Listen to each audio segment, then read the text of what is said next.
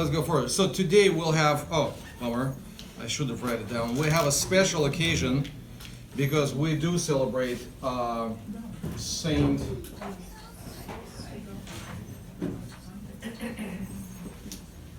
Michael's Day.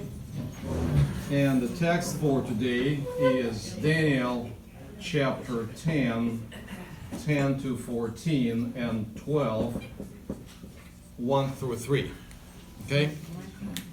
So Saint Michael and all the angels. So it's not basically a guy. So we'll talk about angels more, excuse me, during worship service. But before we'll go to worship service, we'll have our Bible study and we'll stay mostly with the text. But before we'll go into this particular passage, I need to give you kind of like a small introduction into the book of Daniel. The book of Daniel is either the most controversial, or not the book controversial, but the explanations or commentaries are on the book of Daniel either most controversial, or they kind of share first and second place with book of Revelation.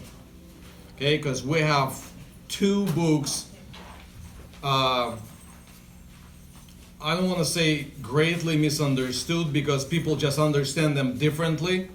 And the thing is, whatever commentary you pull out of the shelf, it will be a minority opinion, because there are so many opinions that there is no one majority.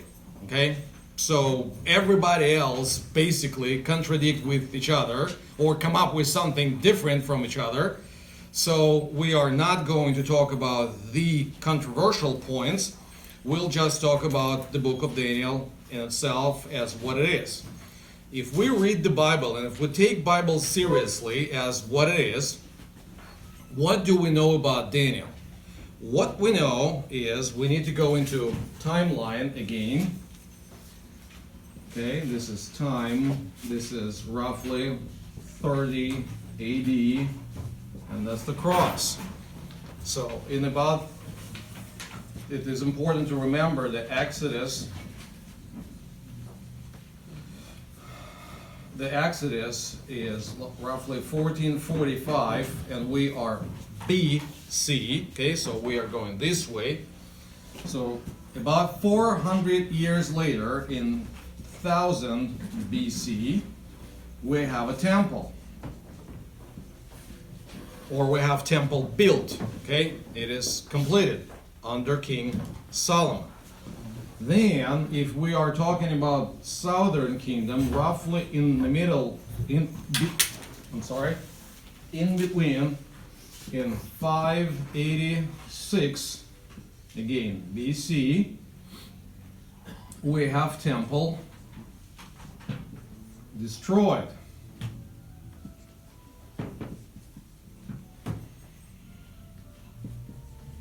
Okay, something like this. The thing is, usually, I misspell it, I guess, that's okay. I can allow it myself, being an ESL. It doesn't mean that you have to memorize my writing, you just need to understand what's going on. The thing is, usually the destruction of the temple is connected with the guy named Nebuchadnezzar. And most of the time, when we hear Nebuchadnezzar and the guy who destroyed the temple, when we think, oh, bad, so he's a bad guy. In reality, he's a good guy. We talked about this last time. The reason is he's a good guy. The reason is, for some reason, Jews or the believers of those days were able to turn the temple, the place of presence of the Lord, into an idol. Okay? People are, as I said, very creative. They can turn anything into the idol. They can turn Bible into an idol. They can turn church into an idol. They can turn any good thing. However good it is, they are creative. Okay? Or we are creative. It's American Idol. Here we go. Okay? So my point is, Nebuchadnezzar, if you read Bible carefully, it was not his first time when he came to Jerusalem. Just out of the blue, he had an idea, oh, maybe I need to go to Jerusalem to destroy the temple. It's like, no, it's not how it happened. He actually sent messengers and say, I'm kind of big and tough, you might want to surrender to me, just let's get along. And by that time, we already have a guy named Jeremiah who is ministering around the court, and he said, you better just surrender. That's what Lord wants from you. And they said, no, you are a traitor, you're a bad guy. So they imprisoned him 3 times.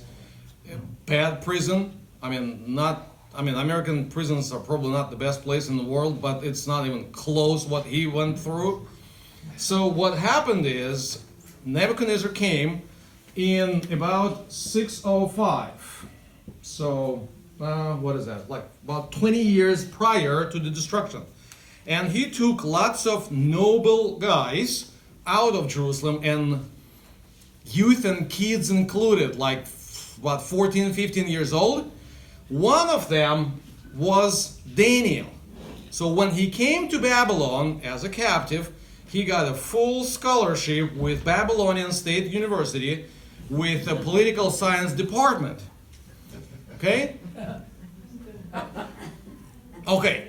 It didn't have a sign Babylonian State University, but that's what it is. That's what we read in chapter 1 and chapter 2. So in chapter 1, he goes through his studies, and he ends up graduating with cum laude, and he ends up as a mayor of Babylon. No kidding, it's in the Bible. Okay? So when you will go home to reread the Bible and hopefully memorize Book of Daniel, so next time I come, since I'm not scheduled to come back to your congregation, you have some time to memorize it. Okay?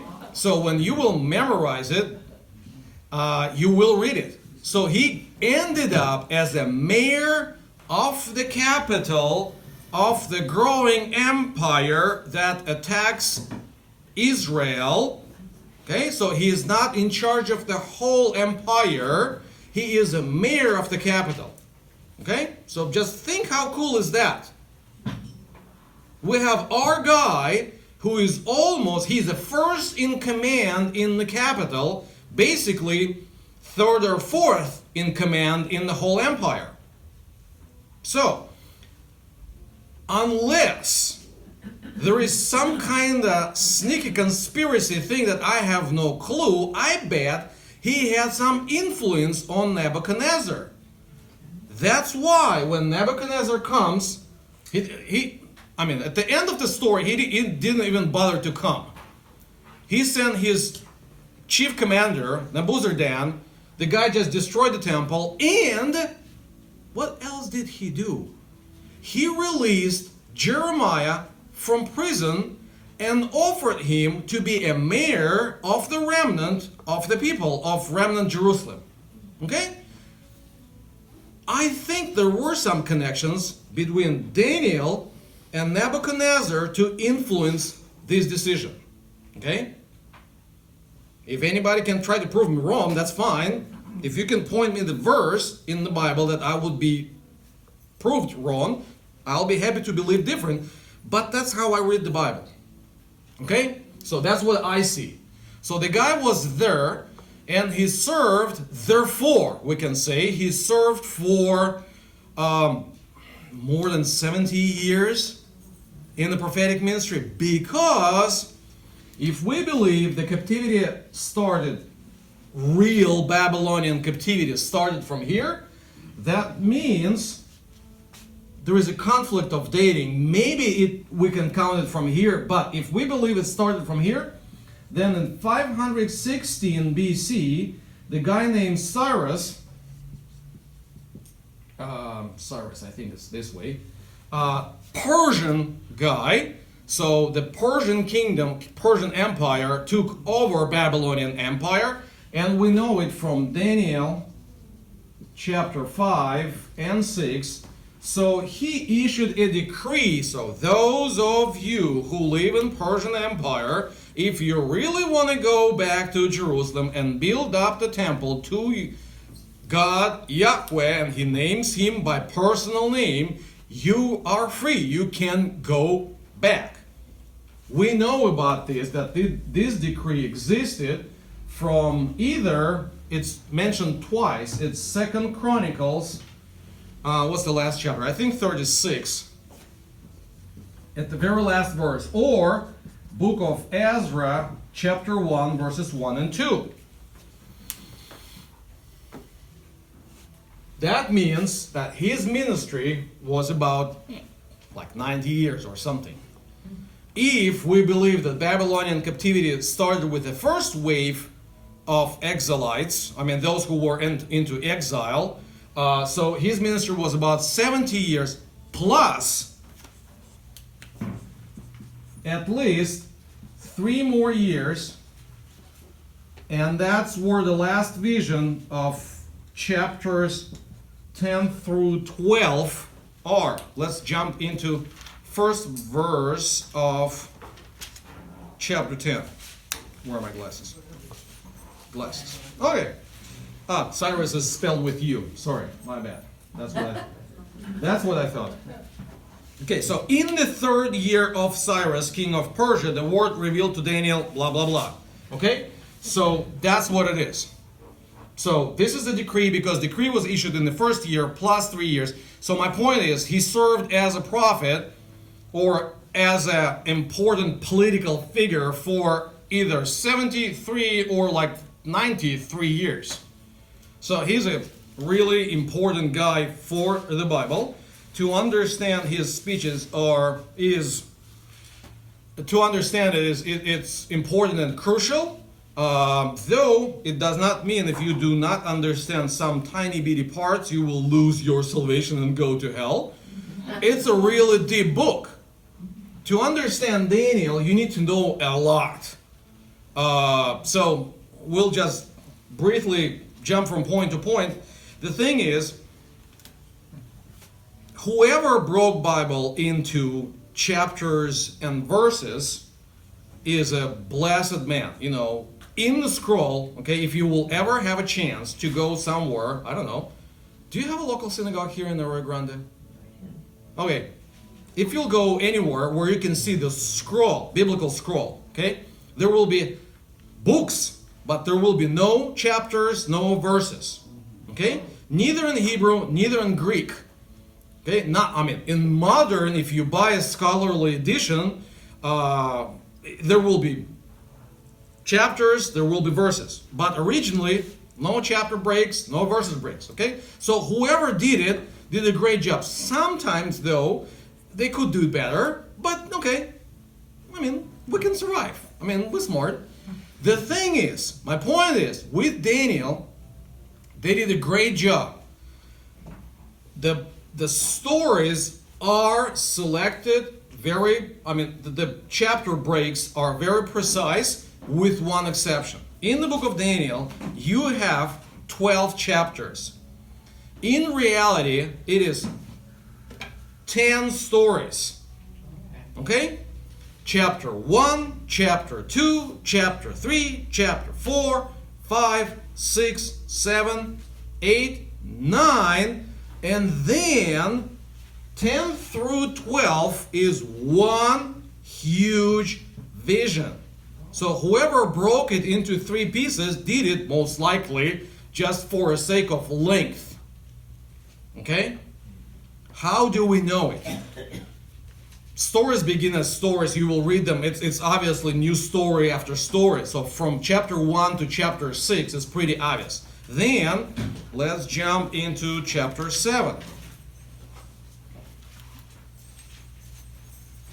In the 1st year of Belshazzar, king of Babylon, Daniel saw a dream and visions of his head, and he lived, so on and so forth. We turn the page, chapter 8. In the 3rd year of King Belshazzar, a vision appeared to me, Daniel. Okay? So we have one vision, Then another vision. Then we turn the page and go to chapter 9. In the first year of Darius, the son of Ahasuerus, the descendant of Mede, who was made king over the realm of Chaldeans. Okay, and then we turn page, chapter 10 starts with in the third year of Cyrus, king of Persia. So first of all, Darius from chapter 9 and Cyrus from chapter 10 are same guys. Okay?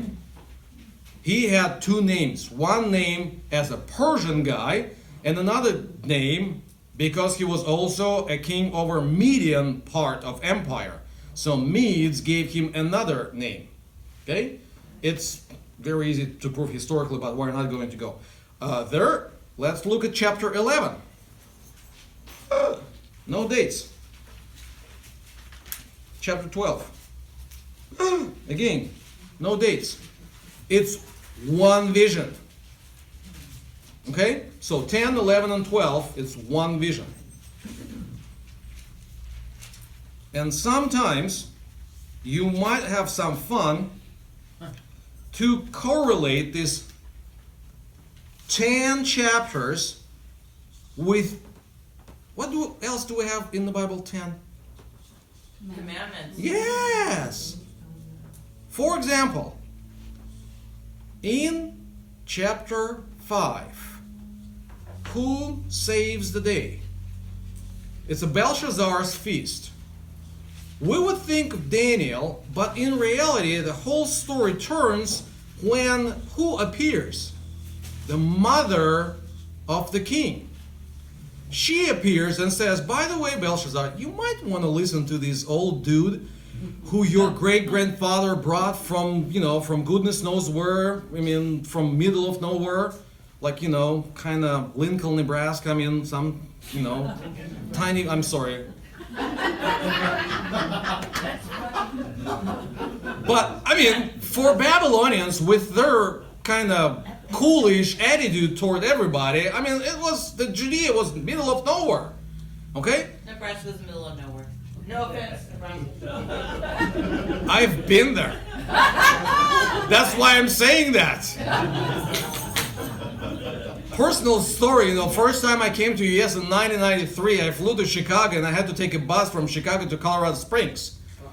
So I took the bus, it was 9 p.m., so after a flight, I was tired, so I fell asleep. I woke up about 7 a.m., and I thought I was captured by aliens. Because in 1993, whatever you see on Soviet or post-Soviet TV about US is New York, LA, Chicago, and stuff like that. Skyscrapers, everything. You wake up in the middle of nowhere because it's flat and nothing but corn. Is this America? Where am I? So bus is still the same, coach is still the same, but it cannot be America. Where am I? So then we came to Lincoln. Okay, it's kind of city-like stuff, and then you have all that long route through whole Nebraska. Flat. I've never seen this kind of flat territory in my life. So when people started asking, what was your main impression? The main thing that shocked you about America. So, okay, that's Nebraska, sorry. So I have some friends there, good friends of ours. Actually, the godmother of one of our daughters, she lives there. So. And it's tornado country. I know. I hope. Praise the Lord, I didn't see that. It would really impress me. Even more. I don't know, could it be more? But my point is, okay, let's go back to, it's nice to have some fun. Going back to Daniel, he respected an opinion of his mother and then turns everything around. Okay? After respect your father and mother, what's the next commandment? Wow. You need to go back to small catechism, guys. Thou shalt not kill. Chapter 6, where do we find Daniel? In the lion's den. Okay? So that's just the one like one of the most parade example. And so you can kind of see the parallels. The only thing is you need to treat commandments not Lutheran and Catholic way, because Luther didn't just do anything. He just took the same order as he had in Catholic with his Catholic background. In like eastern part of Christianity and in Judaism, it's treated a little bit differently. You have first commandment is thou shalt have one God, and then no idols, no images, okay, and so on and so forth, okay. The thing is, so that's how there will be a different numbering. So you end up with treating your father and mother as fifth commandment, and thou shalt not kill would be sixth one. So that's a kind of like a general introduction into Daniel as it is. Now we are in the very last, let's go into chapter 10. We are in his last vision. And it's kind of scary because lots of people go back and forth, and the only thing is, and that's why it is connected with commandment number 10, because people are looking after something that does not belong to them. They have no other desire just to have control over a small piece of land. You know, if you took the map of the world, if you want to see where Israel is, I mean, you need to have a magnifying glasses. Really. So it's like, okay, you need to have control over this part? For some reason, it is important. It is important for the Bible, and it is, even now, it is strategically important. It's kind of like a connection point between Europe, let's have a map. You have a Europe here, you have Asia here, and you have Africa here, and the only connection point is here, and that's Israel. I mean, you cannot go around it for some reason. That's what it is.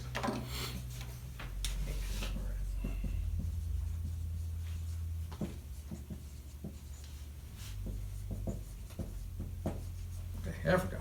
Okay, so they are looking for this, and it is hard to be a small country with lots of armed people, powerful people around you who do nothing but desire your land.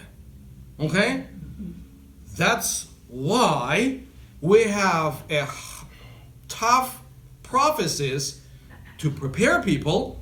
On the other hand, it is comforting prophecies. Okay? So we'll go there. So let's go chapter 10, chapter 10, verses 10 to 14. And behold, a hand touched me and set me trembling on my hands and knees. Why he need to be on his hands and knees? Because if you jump a verse before, he was actually laying on the ground and he fell into deep sleep. What's deep sleep? It's almost like coma, and it actually should remind you about another state, another story in the Bible that we actually start the Bible Bible account. Who was in the deep sleep? Adam, exactly. Right before what happened? Or let's reverse the question. What happened after he awoke from the deep sleep? He had a wife. And in 1 Corinthians, for some reason, Paul says the wife is the glory of the husband. Okay, so us husbands, we need to make sure that our wives are glorious. I mean, it doesn't care what kind of car you drive. The more important is your wife drives a fancy car. You know, my car is 2002. My wife's car is kind of newer car. I'm not going to brag too much about that, but you know, that's the point. He woke up glorious. What we have here in chapter 10, whatever that is, in chapter 10 of Daniel, he first goes into deep sleep. He almost dies. Okay? Then, slowly but surely, it's like babies. When they are born, especially those of you mothers, you probably remember that. First, they do nothing but just, lay on their back. "Ah!" Hopefully they let you sleep at least a while in the middle of the night. Then, how do they start to move? On their knees and on their feet. Okay? So it's like 4 points. So he is going from the first, almost, as I said, almost death experience. He is born again. He is like a child. And in the next verse, let's go there. And he said to me, "O Daniel, man greatly loved, understand the words that I speak to you, and stand upright, for now I have been sent to you." So he goes through this childish phase. He has first words addressed to him, "You are loved." Okay? Now, being loved, as all of us who are parents do love our kids, we're raising them in love. And then now he's an adult who is mature enough to understand what he will be told after that. Okay? Let's go. "And when he had spoken this word to me, I stood up trembling." He's still trembling. No wonder. If you see an angel with a sword, and it's kind of like terrific thing. We believe we are scientific people. We know everything. We know so much. Nothing can scare us. How do you feel in the dark? How do you think if somebody will appear and you will just fall on the ground and you will feel yourself in coma? And then you can hardly get yourself into 4 points and barely can stand on your trembling knees. Of course he is terrified. But then he said to me, "Fear not." Okay? We meet this phrase very often in the Bible, in both Testaments, in the Older Testament and in the New Testament. What's the first phrase Jesus says to his disciples when he appears to them after resurrection? First he said, "Shalom Aleichem," then "Fear not." He says, "Peace be to you, fear not." I am not a demonic ghost that came to kill all of you. I came with peace. Okay? Fear not. Daniel, so he addresses him by name. "For from the first day that you set your heart to understand and humble yourself before your God, your words have been heard, and I have come because of your words." So there is this great person who is coming. Okay? And the great thing for us is, last time we talked about prophetic ministry. Remember? The prophets are not necessarily those who know the future, though we have some visions of future here, but that's an exception. Prophets in the Bible are those wise and experienced spiritual guys whose opinion God takes into account. And the proof text for that is in our last week Old Testament reading, is in Amos. Okay? In Amos chapter 3. God says through Amos that God never does anything except that he first reveals it to his servants prophets. And then we have, even in Amos, we had some examples of that. So the thing is, excuse me. So my point is here, he is this prophet that God consults. On one hand, on the other hand, it is us. We are called prophets. I mean, read the scripture. We have lots of things like that. That's why Jesus encourages us to pray. Because our prayers are heard and they are taken into consideration. So be careful what you ask for. You might get it. Okay? But your words have been heard, and I have come to you because of your words. The problem is that the prince of kingdom of Persia withstood me for 21 days. But Michael, one of the chief princes, came to help me. So, it's kind of hard to interpret the phrase, but apparently, okay, that's where we go into theology of probabilities. there is a chance, there is a probability that God appointed particular angelic figures to be like a curators over the territories. Okay, so there was one guy over Persia, there was another guy over, I don't know, Israel, not Israel, there was another guy over Babylon, there was other guy over India, there was other guy over Ethiopia, maybe there is one guy over America, I don't know, maybe he sleeps or, does whatever he wants. But, no kidding, coming back, the cool thing is, usually we have Lord himself, the great warrior, who takes care of Israel. That's why when I said it at first, I skipped it. There is he, the Lord God, or Lord Sabaoth, which means the Lord of armies. Okay, it's not Lord of hosts. He's not only have lots of people behind him. They are not simply people. They are armed people, So the Lord Sabaoth takes care of Israel. But for some reason, this prince of Persia was able to withstand, and Michael, will come to this name in a second, came and helped me. So I was left there with the kings of Persia. And verse 14, and he came so I came to make you understand what is to happen to your people in the later days, for the vision for the days yet to come. So the thing is, it's not even for him personally or for his generation. That's for later days. Now, it is important to understand this phrase. What should we mean when we read or say later days in the Bible? There are at least 3 readings of this phrase. One of them, okay, let's clear the board a little.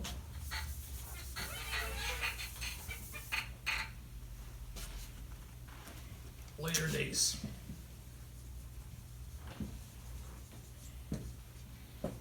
So the first one would be, of course, this far, far away future. Okay? Since we're still alive, there should be later days. Okay? Make sense? Far away future. Okay? Second one is the last days of the biblical account, which is actually around 70 AD, when temple was destroyed for a second time. Okay? There is a third one, and it's today. Why? Because whatever we believe about far away future, there is a hope that we will have September 30th of 2019. But that's our hopes. So far, in the calendar, September 29th of 2019 is the last day. Okay? So, the thing is, what he means. I believe, first of all, he talks about this. He talks about the fulfillment of biblical prophecy within the frame of canonical time. Okay, so he talks about times of Jesus, the church, the destruction of the temple, and then we have completely new period of history where it's a different story. Okay, so basically the end of biblical chronology is the beginning for a new period of time. So the chapter 12, and we will talk about these people who will shine. It's actually about the church and how they will do it, further on. Okay? But it's also applicable for today. Again, we will see in chapter 12 some of the stuff that you bet you might want to apply to yourself. So that's the thing. Let's go there. Now we go to we skip chapter 11, where kings of south and north, as I said, are jealous about the land and do nothing but just want it. Okay, before you turn into chapter 12, kings of south and north most likely are, if we have a map, that's our Galilean Sea, the Dead Sea. Okay, everybody knows about Alexander the Great, okay? No, it's not me.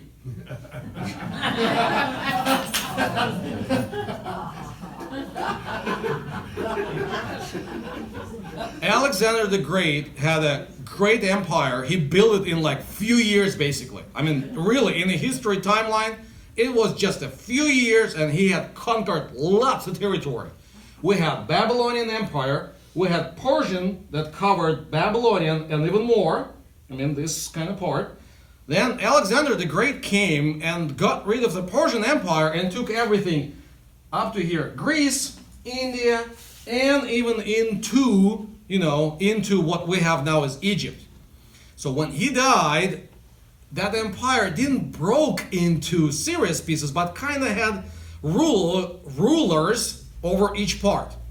So when we have north and south is actually for secular historians would be south and center, because the guy on the north is the guy who sits in Damascus,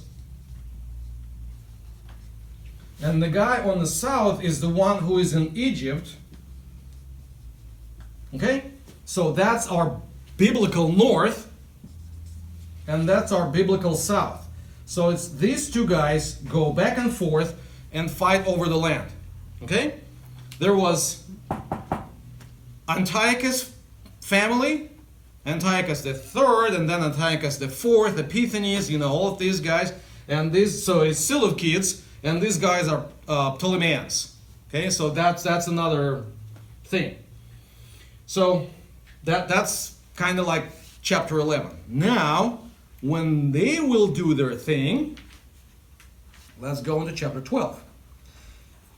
In the middle of all of this disaster, at that time, Michael shall arise. Okay? So, first of all, Michael is the guy who we met in chapter 10. That's the great prince. The thing is, and that's how he's named here, the great prince who has who is in charge of your people. Prince in the Bible, the word Tsar, does not necessarily mean the noble guy in the court who is crowned and who will inherit the kingdom. Maybe yes, but that's not his most important thing. The most important thing is the guy with the sword. When the older king stays in the castle, that's the guy who leads people into the battle. Okay? So he is armed, really armed, and people follow him, not necessarily because of fear, but because he's an armed leader. Okay? He is a warrior. That's why when we find one of the names in Isaiah 9:6, it's kind of very interesting. That Jesus is called Prince of Peace. That's the same word, prince.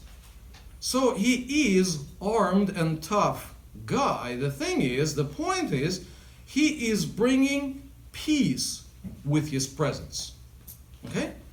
So, and no wonder when we come to Revelation chapter 1, when you see how he is depicted, out of his mouth is not coming nice tongue to say nice polite words. It's a sword.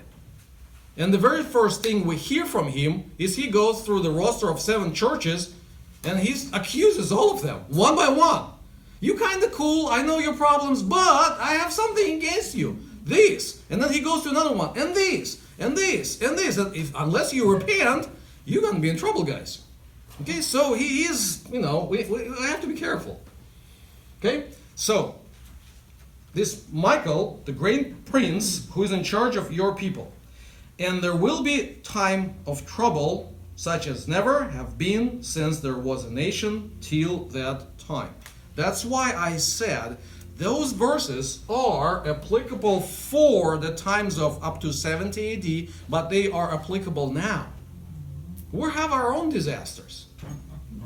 I mean, like a year ago. Who remembers Paradise City? Terrible. How many people used to live there? A lot. Like a what? 27,000. Okay, how many people do we have now? No, about 2,000. Two. Yeah, they found 2,000 people who, some of them are still there. I mean, just in the matter of days, city is gone. Okay? And about same time, we had a problem in northern LA. Fire started in Simi Valley, went through a part of northern LA, jumped over 6 lanes freeway. What kind of fire is that? Crazy fire. You know, and then it went towards, Santa Monica and all of this kind of stuff. It's like, okay, we have our own troubles, yes. I mean, yeah. I mean, we are not into really hunger situation like other countries. It doesn't say hunger, it just says troubles. It's a very general word in Hebrew Bible to describe what was going on. So it is applicable for this time. It is very applicable. We can bring it into our days too. But the thing is, your people shall be what? Delivered. Delivered. Okay, it is important that we take it in a what we would say in passive voice. It's not they will pull themselves out of the trouble, but they will be delivered. Someone will take care of them, and that's an important point where we need to come back to the name of who Michael is. Michael, okay, let's.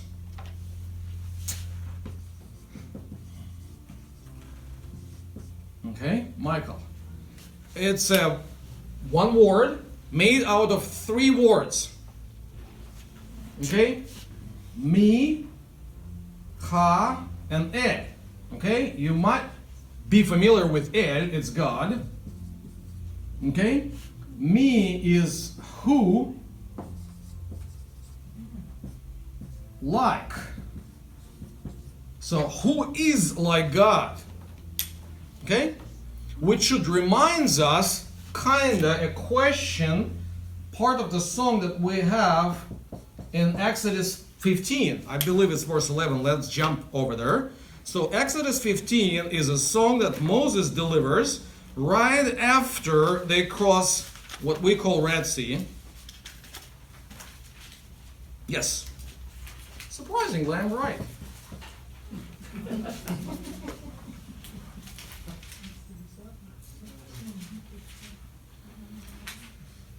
In Hebrew, it's Mi Kamocha, who is like you, O Lord, among the gods. Okay? So now we have a guy who is in charge of people who is like God. Which kind of like, I mean, the guy with name, which is more like a question than a statement. Okay? Who is like God? Okay? So, interestingly enough, in both cases, we have these kind of phrases appear either right after or right prior to the deliverance. Okay? We just crossed the Red Sea and we have a phrase, who is like you, O Lord. Okay? And the guy who is like God will deliver the people. That's the promise that we have in book of Daniel. Okay? Let's go into book of Daniel. We have few cool things to see. Actually concerning ourselves now. So they will be delivered, and everyone whose name will be found shall be found written in the book. Okay, what's the book? I don't know. It's more like a book of life, yes. We have a very long tradition of the biblical places. From time to time it appears, and like in Philippians it's called Book of Remembrance. Okay, in last pages of Revelation in chapter 20 we also have this Book of Life appeared. One of the first times, or maybe the first time when it appears, is actually again in Exodus, but in the other chapter in 32, right after Golden Calf story, Moses tells to God that if he is going to wipe out the whole nation, he needs to take his name out of the book too. Okay, so the important thing is to understand that it's okay. I don't think there is a old beardy guy somewhere in the clouds and he has a scroll in front of him.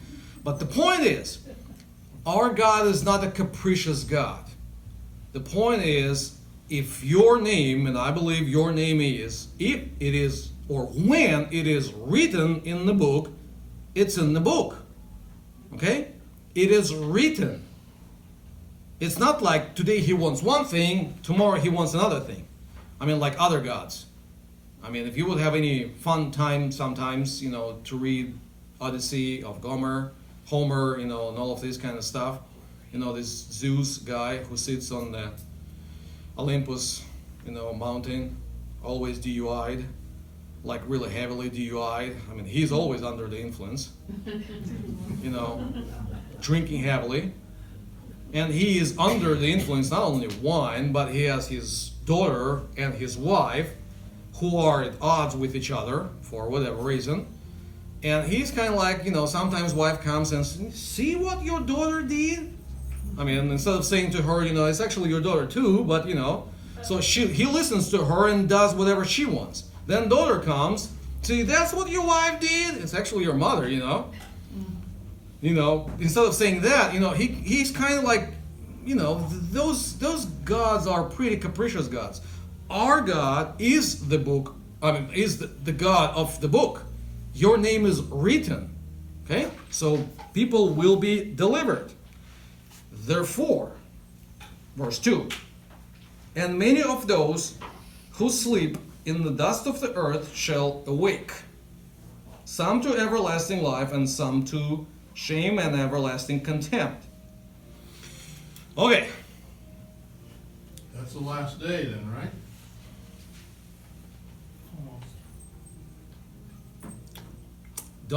Didn't we have resurrection when Jesus was on the cross? Yes. So that's why when we think about this later times, later days, we need to think like some events should be taken together into consideration. Okay? So my point is, what I wanted to pay attention to, kind of draw your attention to, in verse 2 we have phrase many. There are some theological schools who will use not only this one but other verses from the Bible to tell that Jesus did not die for everybody, he died for many.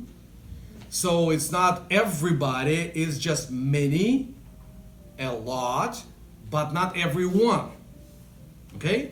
The problem is that this particular verse actually breaks this kind of theory into pieces, because those many who will stand up from the dust of the earth, and it has nothing to do with just think of the Genesis 2 when Adam was created out of the dust of the earth.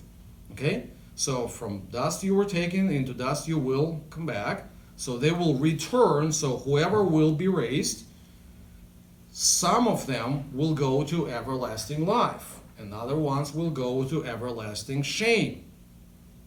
If many is not everyone, that means there will be others who will be still asleep. But we do not have those guys in the Bible.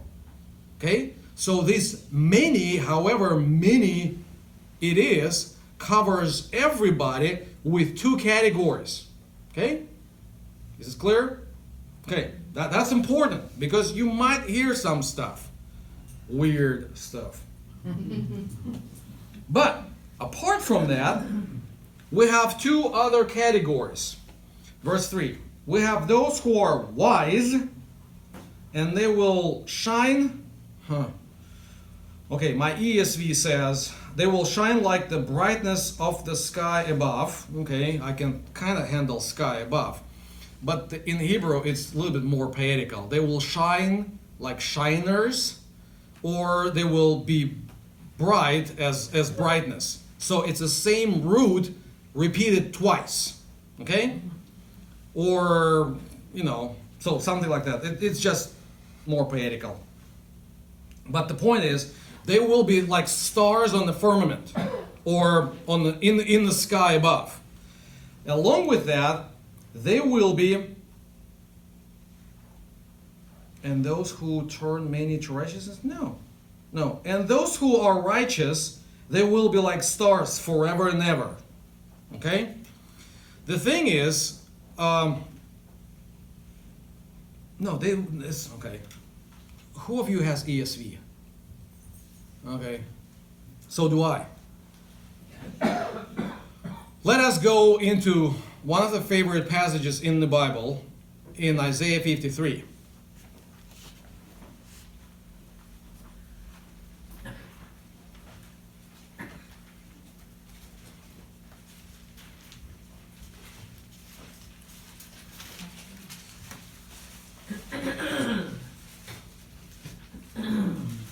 Verse 11.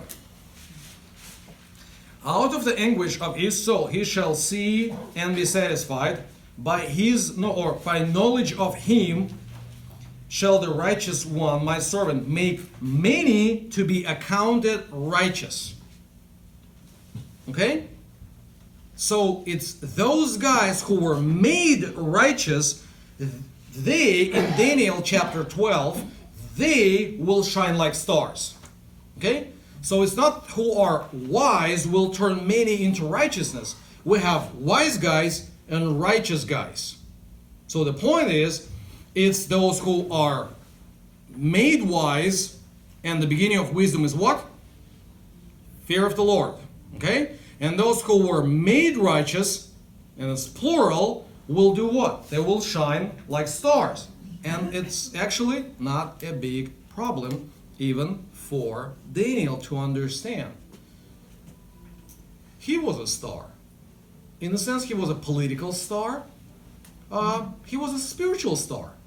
He was the one who helped Nebuchadnezzar to make right decisions, who guided his decisions, who showed him the right way and supported him when he was doing right, and kind of rebuked him what he was doing wrong.